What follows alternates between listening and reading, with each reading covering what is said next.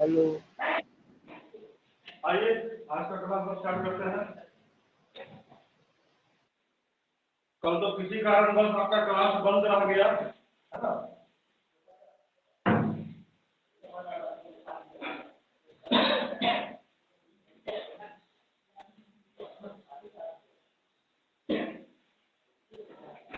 परसों के क्लास में मैंने आपको बेसिक बायोलॉजी मैंने लास्ट कर दिया था परसों दिन। अब आज जो है आपका नया चैप्टर स्टार्ट हो जाएगा, है ना। इस बुक को देख लिए, एनसीईआरटी का बुक, जीव विज्ञान क्लास 12 का, इसी बुक से आपका क्लास चलेगा, है ना। और पहला चैप्टर इसमें आपका है जीवों में जनन, ठीक है। इसमें देखिएगा, ठीक है। आपका इसी बुक से चलेगा। आपको फेयर कॉपी किस तरह से बनाना है बता देता हूँ। जैसे कि हमने इस कॉपी में नोट्स मैंने जब तैयार किया, नोट्स तैयार करने के बाद जैसे कि हमारा जो है 4 पेज तक ये हमारा जो भी मैंने थ्योरी लिखाया ये 4 पेज तक गया, तो 4 पेज यहाँ तक जाने के बाद, है ना, 3 या 4 पेज फिर से इसको छोड़ देंगे, है ना। 3 या 4 पेज छोड़ देंगे, फिर जो है दूसरा अध्याय का फिर यहाँ से लिखेंगे। इस तरह से आपको नोट्स बनाना है। इन्हें की जो है लगातार यहाँ से जो है यहाँ खत्म हुआ फिर यहाँ से बनाना स्टार्ट कर दिए। वैसा में आपको भी प्रॉब्लम होगा, हमें भी बताने में प्रॉब्लम होगा, है ना। इसलिए ये काम नहीं करना। तो आज का टॉपिक आपको स्टार्ट करते हैं जीवों में जनन, ठीक है। ठीक, फिर इसके प्रति मैंने आपको परसों में कुछ चर्चा किया था बेसिक बायोलॉजी में, कुछ इसका मतलब आपको ट्रेलर मैंने दिया था इसके प्रति। अध्याय 1 का भाग 1 इसमें देखना है ना। टॉपिक जीवों में जनन, ठीक है। यहां तक मैंने आपको बताया। अब देखिए इसमें है क्या कि जैसे कि जितने भी जीव हैं इस पृथ्वी पर, जितने भी जीव हैं ये सारे लोग की जिंदगी तो होती है, मगर उसके साथ साथ क्या होता है कि प्राकृतिक मृत्यु होती है ना। यानी कि अपने इच्छा से कोई भी जीव मर नहीं सकता, उसकी प्राकृतिक मृत्यु होती है ना। ऐसा तो नहीं है कि मनुष्य का जो है औसत आयु, है ना, मनुष्य का औसत आयु अगर जो है 60 से लेकर के 70 वर्ष तक है ना, 60 से 70 वर्ष तक है, तो नहीं ये मनुष्य क्या बोलेगा कि जब तक हमारा 70 वर्ष नहीं पूर्ण तब तक हम नहीं मरो, ऐसा नहीं बोलेगा, है ना। क्योंकि इसका जब भी प्राकृतिक मृत्यु हो जाएगी, है ना, तब ये कहीं कभी नहीं रहेगा, ठीक है। ऐसा कंडीशन होता है। मनुष्य का औसत आयु 60 से 70 वर्ष, ठीक है। उसी तरह से हाथी का मैंने बताया था परसों के क्लास में, मैं बता रहा था, कल तो अपडेट हो गया था, लेकिन परसों के क्लास में मैं बता रहा था कि हाथी जो है आपका 65 से लेकर के 75 वर्ष तक जी सकता है। चौथा क्लास में बताया था कि तोता 140 वर्ष तक जी सकता है, कछुआ 150 वर्ष तक जी सकता है। ये सब चीज मैंने आपको परसों के क्लास में मैंने आपको चर्चा किया था, ठीक है। लेकिन अब यहाँ देखना है कि ये जो जीव है, ये जीवों का जो है मृत्यु जो है ना, ये प्रकृति के अनुसार होता है, अपने मर्जी से कभी भी किसी का कुछ नहीं हो सकता। अब देखिए कि आखिरकार उसका अस्तित्व कैसे बना रहता है। देखिए कोई भी जीव सबसे पहले क्या लेता है, जन्म लेता है। कोई भी जीव सबसे पहले जन्म लेता है। ये जो है यहाँ से चलता है, फिर ये जन्म लेने के बाद ये धीरे धीरे धीरे धीरे व्यक्त अवस्था में पहुंच जाता है, ठीक है। जन्म लेने के बाद व्यक्त अवस्था में पहुंचता है, फिर उसके बाद ये जो है जन्म करता है, फिर उसके बाद ये क्या होता है कि वृद्धावस्था में आ जाता है, वृद्धावस्था में आ जाता है, और उसके बाद सबसे अंत में इसकी क्या हो जाती है, मृत्यु हो जाती है। सबसे अंत में मृत्यु हो जाती है। अब देखिए कि जीव में तो मनुष्य भी आते हैं। तो क्या मैंने मनुष्य का जब मैंने बताया, मनुष्य के बारे में जब मैंने बताया कि 60 से 70 वर्ष इसका औसत आयु है ना, तो फिर भी आज के समय में भी आज इतने दिन पृथ्वी का जो है मतलब उम्र हो चुका है, इतना दिन बीत चुका है, तो क्या मनुष्य जो है 60 से 70 वर्ष जीना चाहिए था। लेकिन अभी भी उस मनुष्य का अस्तित्व कैसे है, अभी भी इसका अस्तित्व निरंतर कैसे चल रहा है? क्योंकि मनुष्य जब जन्म लिया, जन्म लेने के बाद ये क्या हुआ? व्यक्त हुआ। व्यक्त होने के बाद इन्होंने क्या किया? जनन किया, है ना। जन्म के बारे में मैंने आपको परसों बताया था, कल तो अब्सेंट था आपका क्लास, लेकिन मैंने परसों बताया था कि आप जन्म का मतलब होता है अपने समान संतान उत्पन्न करना, है ना। तो ये क्या करता है? यहाँ से जन्म करता है, यानी तो एक है ना, ये तो आपका मेल है, और इन्हीं के सहारे, है ना, कोई भी एक व्यक्ति, दो व्यक्ति, तीन व्यक्ति, चार व्यक्ति, यानी कि जितना भी हो सके वो जो है मतलब जन्म करने के बाद मतलब ये क्या करते हैं? नए मनुष्य का ये जन्म देते हैं, ठीक है। और उसके बाद जैसे कि एक व्यक्ति जो है, एक मनुष्य एक व्यक्ति को ही जन्म दिया,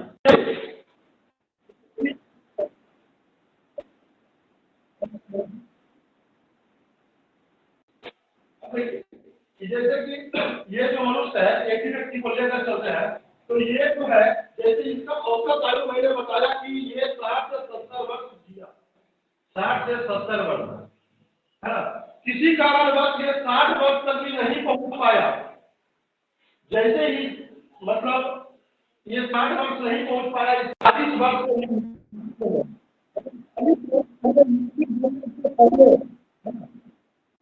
40 वर्ष से पहले मृत्यु होने से पहले इसमें क्या होगा कि ये जो है कुछ दिन ही पहले ये जो है एक संतान को जन्म दिया, ठीक है। ये मनुष्य एक संतान को जन्म दिया, तो जैसे ये जन्म दिया तो फिर से तो वही कंडीशन लागू हो गया, यानी फिर से मतलब इस मनुष्य का भी औसत आयु 60 से 70 वर्ष ही हो गया, ठीक है। फिर उसके बाद किसी कारण के बाद अगर ये भी अगर नहीं जी पाएगा तो ये जी भी लिया, लेकिन इससे भी तो कोई संतान होंगे, है ना। ये भी जिनको जन्म दिया, मान लिया ये 2 लोग को जन्म दिया या तो 3 लोग को जन्म दिया, तो इनके भी तो कोई संतान होंगे। इस तरह से इनका स्ट्रक्चर क्या होता? बढ़ते चला जाता। आज यही कारण है कि मनुष्य का हमारा अस्तित्व आज भी बरकरार है।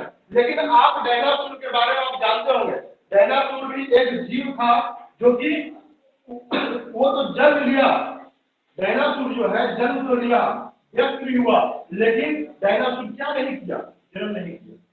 डायनासोर जन्म नहीं किया, उसका कारण आज जो है डायनासोर का अस्तित्व हमारे पृथ्वी पर से क्या हो गई? समाप्त हो गई।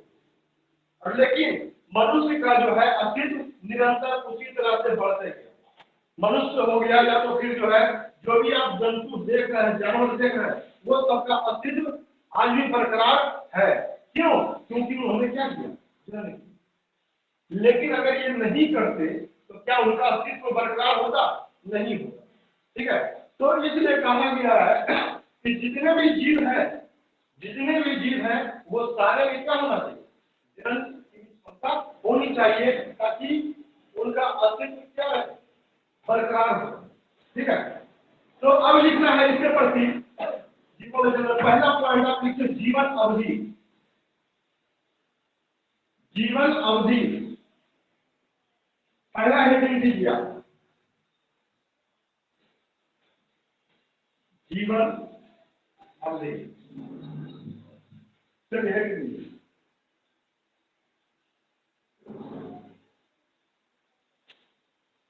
देखिएगा, जीवों के जन्म से लेकर जीवन अवधि, ऊपर में हेडिंग देने के बाद नीचे में एक पॉइंट बना करके लिखिएगा कि जीवों के जन्म से लेकर उनकी प्राकृतिक मृत्यु तक, जीवों के जन्म से लेकर उनकी प्राकृतिक मृत्यु तक इस समय को जीवन अवधि कहते हैं। जीवों के जन्म से लेकर उनकी प्राकृतिक मृत्यु तक के समय को जीवन अवधि कहते हैं, ठीक है। अब देखिए, ये तो हमने जीव के बारे में जाना, लेकिन अब उसके बाद जानते हैं जन्म। ये जन्म है क्या? ठीक है। जन्म का मतलब होता है बाबू अपने समान संतान उत्पन्न करना। जन्म का मतलब अपने समान संतान उत्पन्न, ठीक है। तो इसके प्रति मैं आपको पर्सनली पढ़ाऊंगा, है ना। एक चैप्टर आपका है, इसमें एकदम पर्सनली चैप्टर है, हालांकि ये भी तो पर्सनली होगा, लेकिन इसी चैप्टर में आपको कुछ विस्तार से मैं आपको पढ़ाऊंगा। आप इस क्लास में आप जारी रहिए, है ना। लिखिएगा, जन्म के नीचे लिखिएगा, जन्म है लिख दीजिए। देखिए, किसी भी जीव द्वारा अपने समान जीव उत्पन्न करने की प्रक्रिया, किसी भी जीव द्वारा अपने समान जीव उत्पन्न करने की प्रक्रिया जनन कहलाता है। जनन कहलाता है, ठीक है। अब देखिए, ये जो जनन यानी रिप्रोडक्शन, जनन को इंग्लिश में हम लोग बाबू कहते हैं क्या? रिप्रोडक्शन। जनन को इंग्लिश में हम लोग कहते हैं रिप्रोडक्शन। अब देखिए, ये जो जनन है, ये जनन दो प्रकार के होते हैं। जनन जो है दो प्रकार के होते हैं। एक होता है सेक्सुअल रिप्रोडक्शन,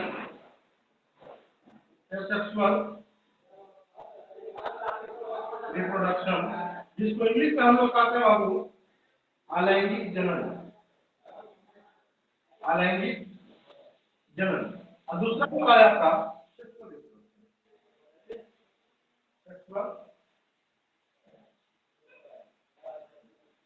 रिप्रोडक्शन, ठीक है, जिसको हिंदी में हम लोग कहते हैं लैंगिक जनन, ठीक है। एक हो गया ये सेक्सुअल रिप्रोडक्शन, दूसरा होता है सेक्सुअल रिप्रोडक्शन, ठीक है। ये जनन को दो भागों में बांटा गया है, एक होता है सेक्सुअल और दूसरा होता है एसेक्सुअल, ठीक है। अब देखिए, ये क्या आखिरकार जनन को तो हमने दो भागों में बांट दिया, लेकिन अलैंगिक क्या है और लैंगिक क्या है, ठीक है। अलैंगिक जनन में क्या होता है कि केवल एक ही जनक की आवश्यकता होती है ना, यानी वन पैरेंट्स की आवश्यकता होती है। लेकिन सेक्सुअल रिप्रोडक्शन में टू पैरेंट्स की आवश्यकता होती है, ठीक है। सेक्सुअल रिप्रोडक्शन में यानी अलैंगिक जनन में एक जनक की आवश्यकता होती है, लैंगिक जनन में दो जनक की आवश्यकता होती है, क्योंकि इसमें दो जनक की आवश्यकता नहीं है, ठीक है। दो जनक की आवश्यकता नहीं है, ये अपने समान संतान को उत्पन्न करेंगे, लेकिन ये स्वयं ही करेंगे। ये मतलब उन जीवों के लिए है जो कि स्वयं ही संतान को उत्पन्न करते हैं। ले लीजिए आप जो है अमीबा को ले लीजिए, है ना, तो वो सब इसमें आते हैं एसेक्सुअल रिप्रोडक्शन। इसमें केवल एक जनक की आवश्यकता होती है। पहले इसको लिखिए, अलैंगिक जनन, हेडिंग दीजिए एसेक्सुअल रिप्रोडक्शन।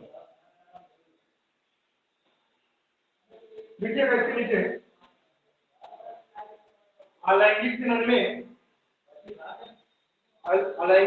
में लिंगों का भेद नहीं होता है। अलैंगिक जनन में लिंगों का भेद नहीं होता है। इसमें सिर्फ एक जनक की आवश्यकता होती है। इसमें सिर्फ एक जनक की आवश्यकता होती है।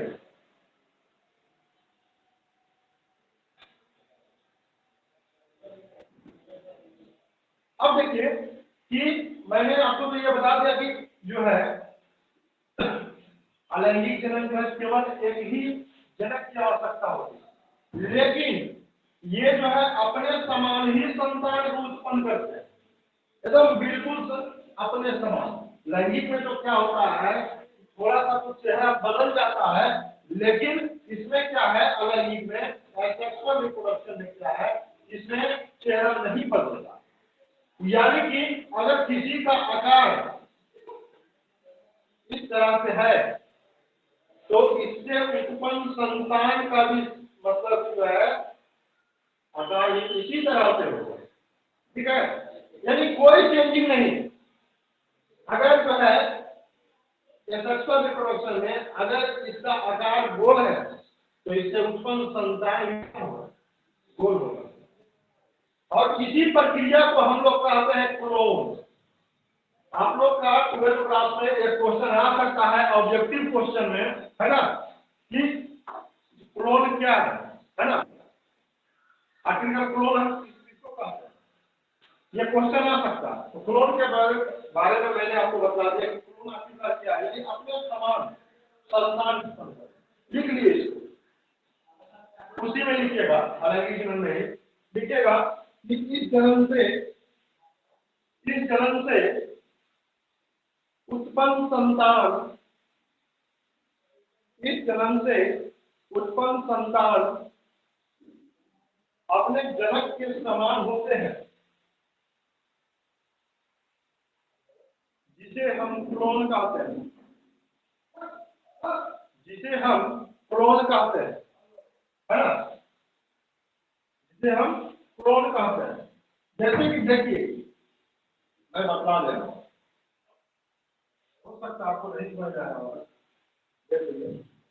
जैसे कि ये जनक है, ठीक है, ये क्या है, जनक है, लेकिन इनसे जो संतान जो उत्पन्न हो रहा है, ठीक है, इनसे जो संतान जो उत्पन्न हो रहा है, संतान, है ना, बिल्कुल इसी इंफ्रास्ट्रक्चर का, बिल्कुल जो है इसी इंफ्रास्ट्रक्चर का, ठीक है बाबू, यही हो गया क्या, क्लोन, यही हो गया क्लोन, ठीक है। हालांकि डिफिनेशन से भी आप समझ गए होंगे। चलिए अलैंगिक जीवन के बारे में हमने चर्चा कर दिया। अब मेरे नीचे लैंगिक जीवन, अभी और कुछ है पढ़ने का अलैंगिक जीवन में, ऐसा नहीं कह रहे ये टॉपिक अभी खत्म नहीं हुआ, इसके अंतर्गत बहुत सारे टॉपिक है, लेकिन ये जो है आपको ट्रेलर दिखाया जा रहा है, फिल्म अभी बाकी है, ये तो आपका ट्रेलर है। चलिए लैंगिक जीवन,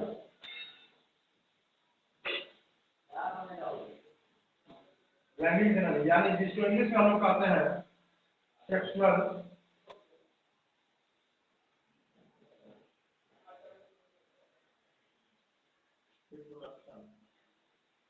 हो गया,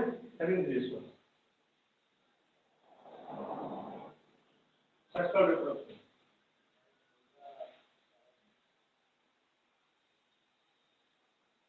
बेसिक क्लास में भी मैंने आपको इसका चर्चा किया था, सेक्सुअल रिप्रोडक्शन की, यानी कि लैंगिक जनन में जो है हमेशा, अभी इससे पहले मैं चर्चा कर रहा था कि लैंगिक जनन में हमेशा दो जनक की आवश्यकता होती है, एक होता है मेल और दूसरा होता है फीमेल, है ना, यानी नर और मादा, इसलिए हमेशा दो जनक की आवश्यकता होती है, तभी लैंगिक जनन होता है। पहले इसके बारे में आप लिख लीजिए, उसके बाद मैं इसके प्रति आपको समझाता हूँ। लिख लीजिए, देखिए लैंगिक जनन में, लैंगिक जनन में दो विपरीत जनकों की, लैंगिक जनन में दो विपरीत जनकों की, ब्रैकेट में कर दीजिएगा नर तथा मादा, दो विपरीत जनकों की आवश्यकता होती है। इस जन्म से उत्पन्न शिशु, इस जन्म से उत्पन्न शिशु अपने जनक के समान नहीं होता,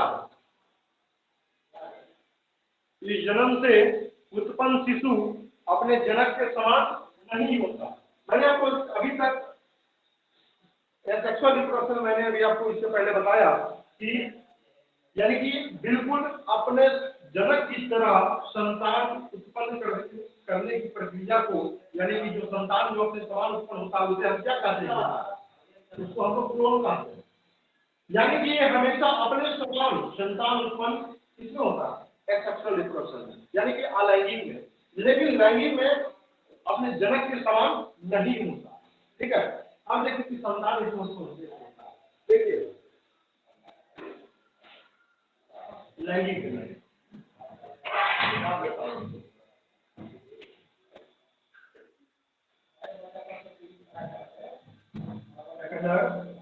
दूसरा मादा, ठीक है, यानी कि मेल दूसरा ठीक है, ठीक है। हमारे ख्याल से लगता है इससे पहले मैंने आपको बताया है इसको, ठीक है, इससे पहले भी तो मैंने आपको बताया है, ठीक। और बेसिक क्लास में भी मैं इसके प्रति चर्चा किया हूँ आप लोग के सामने कि किस तरह से ये होता है और किस तरह से कोशिका डिनोट करता है ना। मतलब कि अर्धसूत्री विभाजन करता है कि 23 क्रोमोसोम ये दिया और 23 क्रोमोसोम ये दिया, है ना। इसके प्रति तो मैंने आपको बताया ही। और ये दोनों से मतलब कि जो है आपका ओवरी का निर्माण हुआ और यही से मतलब जब आपका क्या हो गया, नए संतान की उत्पत्ति, है ना। इसके प्रति तो मैंने आपको पिछले क्लास में चर्चा किया ही था, बिल्कुल वही टॉपिक है, ठीक है। तो मैं इसको पेंडिंग डाल देता हूँ, ठीक है, क्योंकि टाइम वेस्ट करने से बाबू अच्छा नहीं है, ज्यादा टाइम वेस्ट नहीं करें। जो कि आप बेसिक में पढ़ चुके हो उसको जो है आप खुद ही आप दोहरा लीजिए।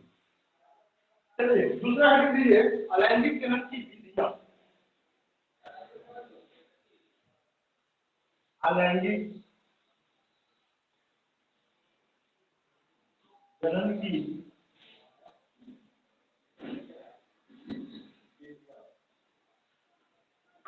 ठीक है, इसको हेडिंग दीजिए। इससे पहले मैं भी आपको पूरा चर्चा कर चुका हूं। अब देखिए कि अलैंगिक जनन में मैंने आपको बताया कि अलैंगिक जनन में हमेशा अपने जनक के समान यानी अपने पेरेंट्स के समान ही उसका संतान उत्पन्न होता है ना, बिल्कुल अपने पिता की तरह। लेकिन लैंगिक जनन में जो है, लैंगिक जनन में अपने जनक के समान नहीं होता। और लैंगिक में मैंने ये भी चर्चा किया कि अपने समान संतान उत्पन्न करने की प्रक्रम है ना, उसी को हम लोग इंग्लिश में क्या कहते हैं, क्लोन कहते हैं, क्लोन। इसका मैंने चर्चा किया। अब इसमें मैंने आपको हेडिंग दिया है कि अलैंगिक जनन की विधियां। आखिरकार कौन कौन सा विधि से अलैंगिक जनन होता है, अब इसके प्रति हम जानेंगे। तो पहला विधि आपका है बाबू द्विभाजन। द्विभाजन, ठीक है, ये आपका पहला विधि है जिसको इंग्लिश में हम लोग कहते हैं बाइनरी फिजन, है ना, द्विभाजन, जिसको इंग्लिश में हम लोग कहते हैं फिजन। पहले इसके प्रति आप लिख लीजिए, उसके बाद मैं आपको चर्चा करता हूं। लिख लीजिए इसके प्रति पहले, देखिए जब एक जनक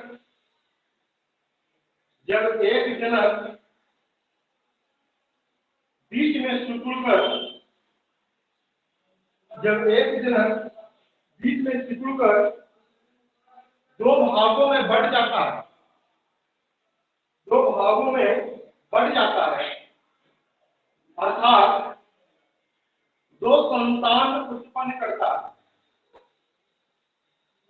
अर्थात दो संतान उत्पन्न करता है, तो इसी को द्विभाजन कहते हैं। तो इसी को द्विभाजन कहते हैं। उदाहरण में लिख लिया एग्जाम्पल में अमीबा, अमीबा, यूग्लिना, यूग्लिना, ठीक है। अब देखिए कि इसमें होता है क्या, द्विभाजन में क्या, द्वि का मतलब होता है दो, द्वि का मतलब दो, अविभाजन का मतलब होता है बढ़ जाना, ठीक है, बढ़ जाना। एकदम बिल्कुल नाम से आप पहचानिए, बिल्कुल आपको नाम से पहचानना है। आप इसका पूरा टॉपिक आप क्लियर कर दोगे, है ना, पूरा थ्योरी आप खुद ही लिख दोगे, लेकिन आपको नाम से पकड़ना पड़ेगा कि आखिरकार ये क्या कहना चाह रहा है। द्वि का मतलब होता है दो, विभाजन का मतलब होता है बढ़ जाना, ठीक है। अब जैसे कि मैं एक फिगर बनाता हूँ आपके सामने, बिल्कुल आपको फिगर से समझना है, किसी तरह का कोई इशू नहीं होनी चाहिए। देखिए ये जो है मैं अमीबा का चित्र बनाया, ठीक है, इस तरह का अमीबा होता है ना, इस तरह का अमीबा होता है, ठीक है।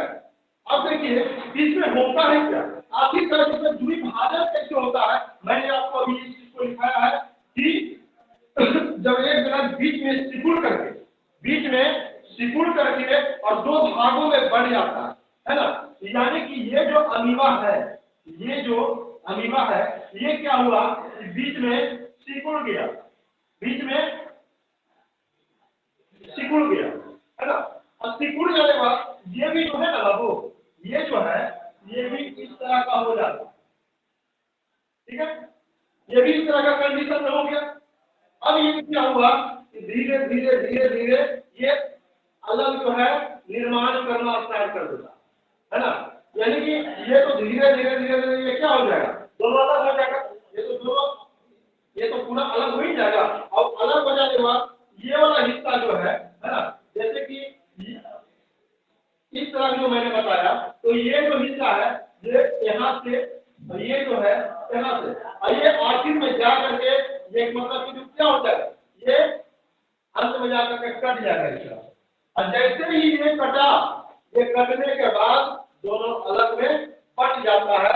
यानी कि पहले एक था, एक से धीरे धीरे सिकुड़ना स्टार्ट किया, अब सिकुड़ते सिकुड़ते ये क्या हो गया, ये जो है दोनों अलग हो गए, है ना। ये दोनों क्या हो गया, ये जो है अलग हो गया। इसी को तो बाबू हम लोग कहते हैं क्या, द्विभाजन। यानी कि अलैंगिक ग्रहण में बहुत सारे विधि हैं, तो पहला विधि मैंने आपको बताया द्विविभाजन, है ना। यानी कि द्वि का मतलब दो, विभाजन का मतलब बढ़ जाना, और द्विविभाजन मतलब जो है ये आपका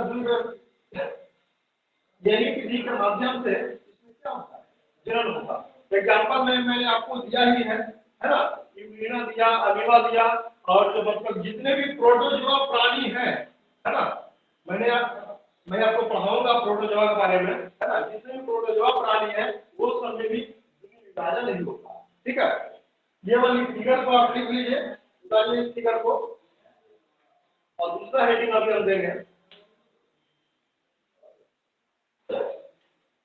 इसके नीचे लिख लीजिएगा, इसके नीचे एक चीज बता दीजिएगा, अमीबा में द्विविभाजन, अमीबा में द्विविभाजन लिख चला है, ठीक है।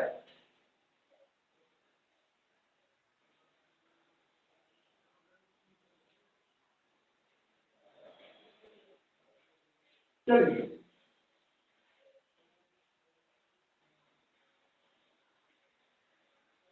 यहाँ तक आपका हुआ, और मैं इसको मिटाता हूँ, नया टॉपिक मैं देता हूँ। इसमें अब मैं नया टॉपिक दे रहा हूँ, लिखिएगा बीजाणु जनन, अस्पोलेशन। ये पहला हेडिंग आपको देना है अलैंगिक ग्रहण की विधियां, और उसी में एक नंबर में देना है द्विविभाजन, ठीक है। इस तरह से बनाना है आपको।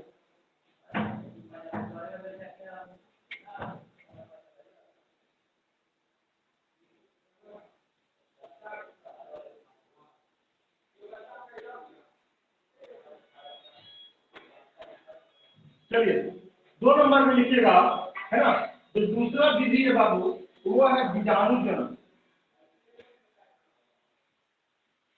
बीजाणु जनन, जिसको इंग्लिश में हम लोग कहते हैं अस्पोलेशन।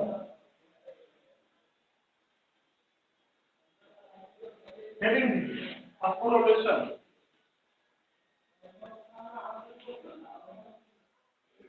और यहाँ से लिखिए, इसके प्रति लिख लीजिए, उसके बाद हम समझते हैं, क्योंकि लिख लीजिएगा उसके बाद मैं समझाऊंगा तो देखिए, इसमें जीव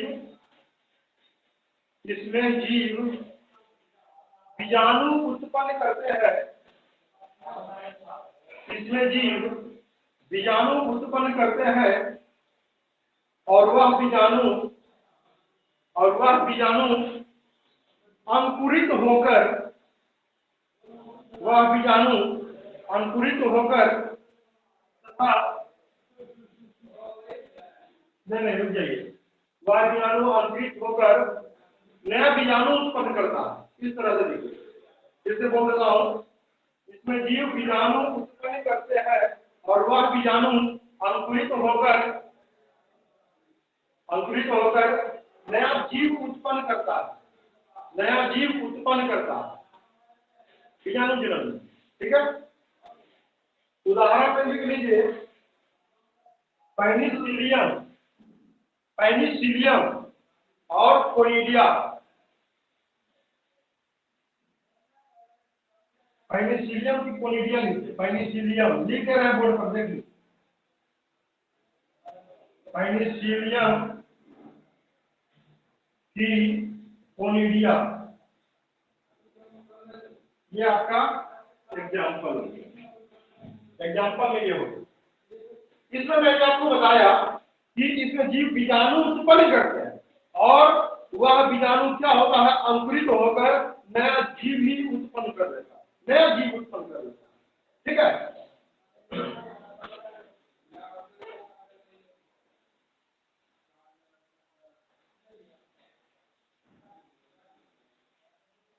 आइए अब इसको फिगर से थोड़ा समझते हैं, इसको थोड़ा सा फिगर से आपको समझ लेते हैं।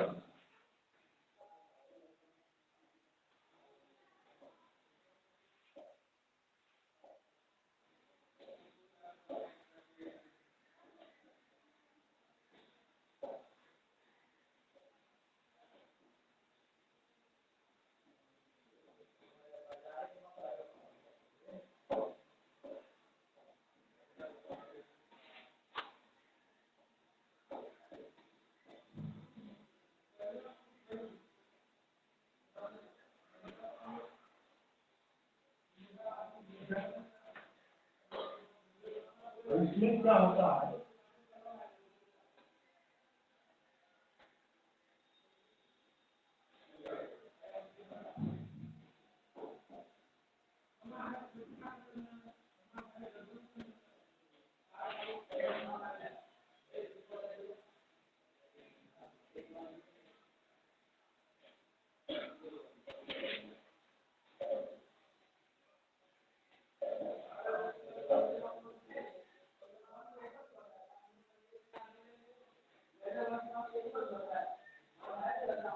ठीक है, अब इसमें क्या होता है बाबू, थोड़ा थोड़ा थोड़ा थोड़ा थोड़ा, ठीक है, इस तरह का बीजाणु उत्पन्न होता है। ठीक है, अब इसमें जो है ये बीजाणु, ठीक है, इसमें भी ये बीजाणु, यहाँ भी ये बीजाणु। ठीक है, अब देखिए इसने क्या किया, अब इसी को हम लोग कहते हैं पेनिसिलियम, पेनिसिलियम। ठीक है, और ये जो देख रहे हैं ये वाली, इसको कहते हैं कोनिडिया, तो कहते हैं कोनिडिया। हालांकि फिगर तो बहुत अच्छी नहीं करी है ना, बहुत अच्छी ग्राफ नहीं हुई है फिगर, लेकिन आप लोग को समझने के लिए सही है। ठीक है, तो ये मैंने आपको बताया कि ये सिकुड़ जाता है, सिकुड़ने वाले मतलब अंकुरित हो जाता है, और अंकुरित से देखिए यहाँ एक था, यहाँ पर फिर यहाँ पर मतलब चार किया, फिर धीरे धीरे धीरे धीरे क्या किया, पूरा बीजाणु उत्पन्न कर दिया, है ना। इसी को तो आपको कहते हैं हम लोग क्या, बीजाणु जनन, यानी कि हम पूरा अपने आप में फैला दें। ठीक है, देखिए फिगर को ड्रा कीजिए, इसको फिगर ड्रा कीजिए।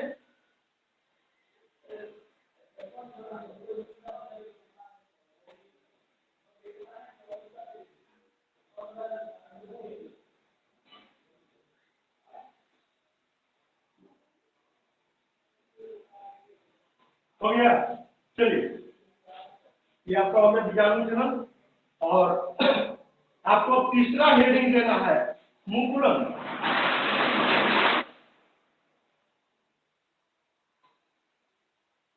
तीसरा हेडिंग दीजिए मुकुलन।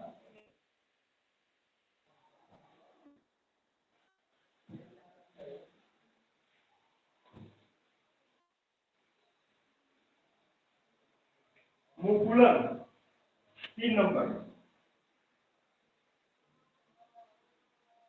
जिसको इंग्लिश में हम लोग आपको कहते हैं बडिंग। हेडिंग दीजिए बड़ी में देख लीजिए इसके प्रति जनक के शरीर से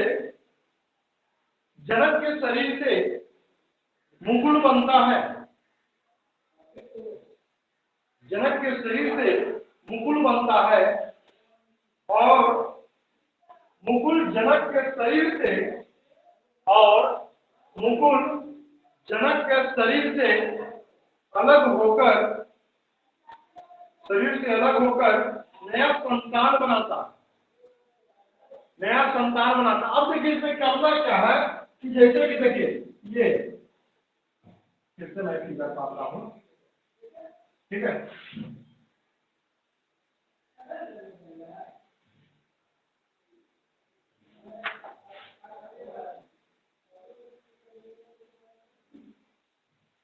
ठीक है, ये जो है यहाँ से जाके ये सजा और ये जो है यहाँ से निकलना स्टार्ट किया।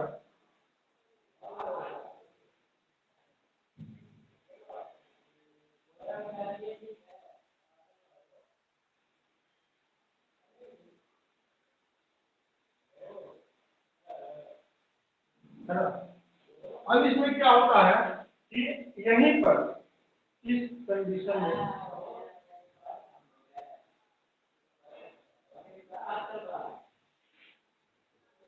ठीक है, देखिए इसको हम लोग कहते हैं मुख, और ये जो देख रहे हैं ना इसको कहते हैं कलिका। और इसी को मुकुल भी कहते हैं, ठीक है। अब देखिए कि ये जो हमारा फिगर है, ये जो मुकुल है ना बाबू, ये धीरे धीरे क्या होता है अलग हो जाता है। ये जो है मुकुल, ये धीरे धीरे ये अलग हो जाता है और यही अलग हो करके इस तरह का इंफ्रास्ट्रक्चर बना लेता है, यानी कि अपना संतान नया बना, ठीक है। ये वाली कंडीशन होता है, है ना।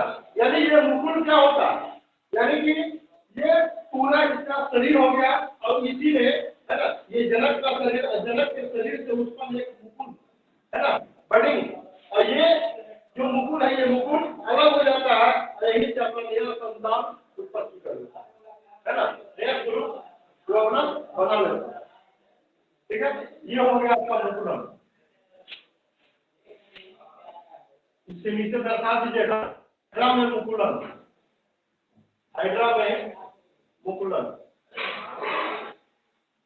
इसके नीचे आपको दर्शाना है, नीचे लिखिएगा हाइड्रा में मुकुलन, स्पीकर के नीचे।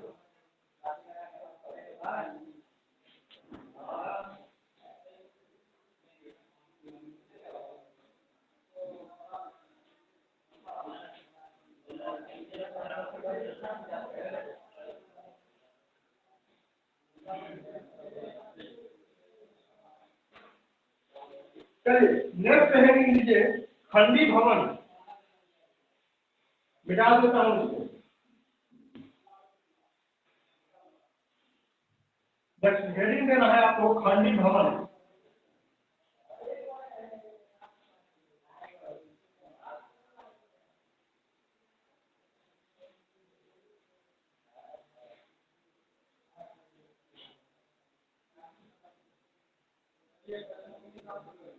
खंडी भवन, ये आपका जो चौथा पॉइंट हो गया ना 4 नंबर में, जिसको इंग्लिश में हम लोग बाबू कहते हैं फ्रैगमेंटेशन।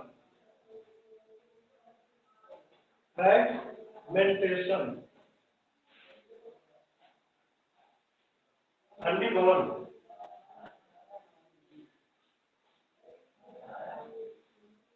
लिख लीजिए इसके प्रति।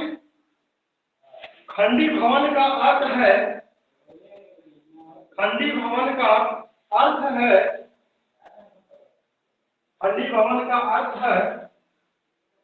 खंड में टूटना,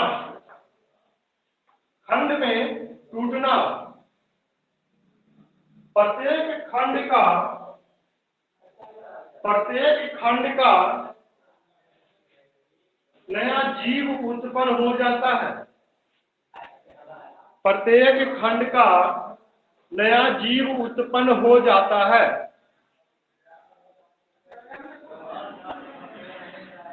इस प्रक्रिया को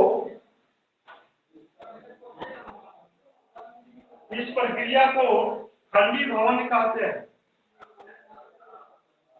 इस प्रक्रिया को खंडी भवन कहते हैं।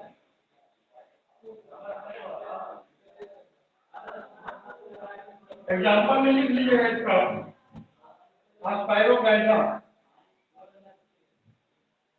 स्पाइरोगैंडा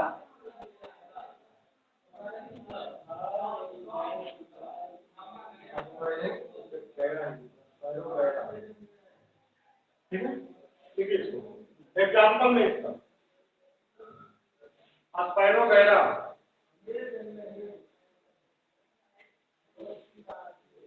अब देखिए इसको फिगर के अनुसार समझते हैं बाबू, है ना।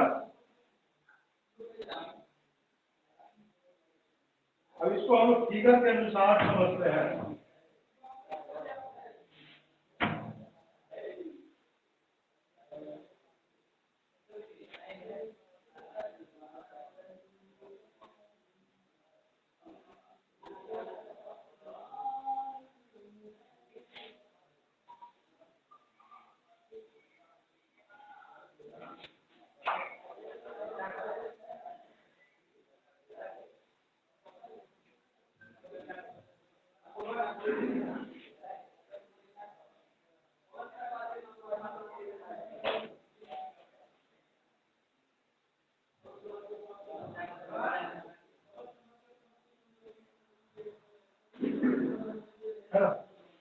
अब ये जो है,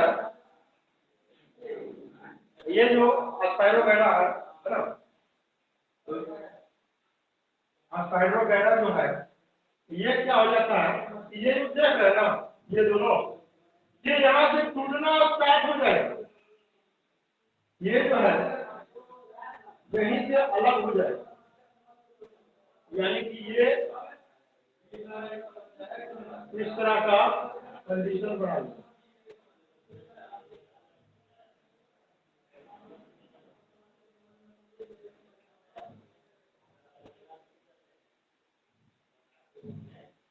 इस तरह का कंडीशन बनाया, ठीक है। और यहीं पर से इस तरह का रूप अपना धारण करना स्टार्ट कर देगा, है ना।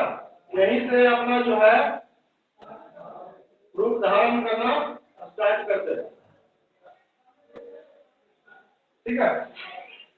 इस तरह का अपना रूप धारण करना स्टार्ट कर, यानी कि ये यहाँ से खंडित, देखिए खंडी भवन यानी अपना नया जो है ना खंड कर करके, है ना, यानी ये खंड अलग हो करके अपना नया जीव को उत्पन्न कर लेना, ठीक है। यहाँ से ये खंड हुआ, यहाँ से खंड हुआ, यानी कि ये खंड का मतलब टुकड़ा हो जाना, यानी यहाँ से जो टूट गया टूटने वाला यहाँ से दिया जाता उसको कर दिया। इसी को हम लोग कहते हैं क्या, खंडी भवन। चलिए ये फिगर को लिखिए,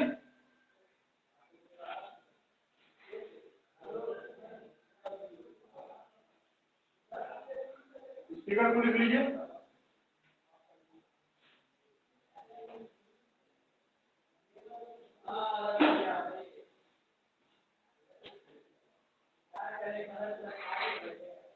चलिए नेक्स्ट हेडिंग हम देंगे अब पांचवा,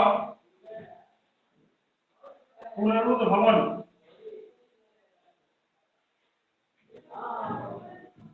5 नंबर में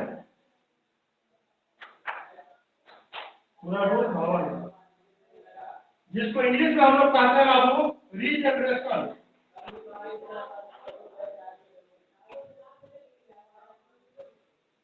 रीजनरेशन, ठीक है।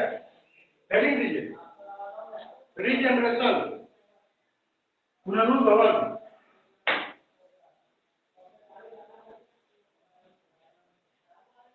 तो आज का हेडिंग यहीं तक, और फिर से आपका नेक्स्ट क्लास चलेगा, है ना। और इसी टॉपिक को लेकर के आगे बढ़ूंगा, और मतलब कि जो है आज ये हेडिंग दे करके मैं आपको छोड़ दे रहा हूँ यहीं से, क्योंकि टाइम भी हो चुका है।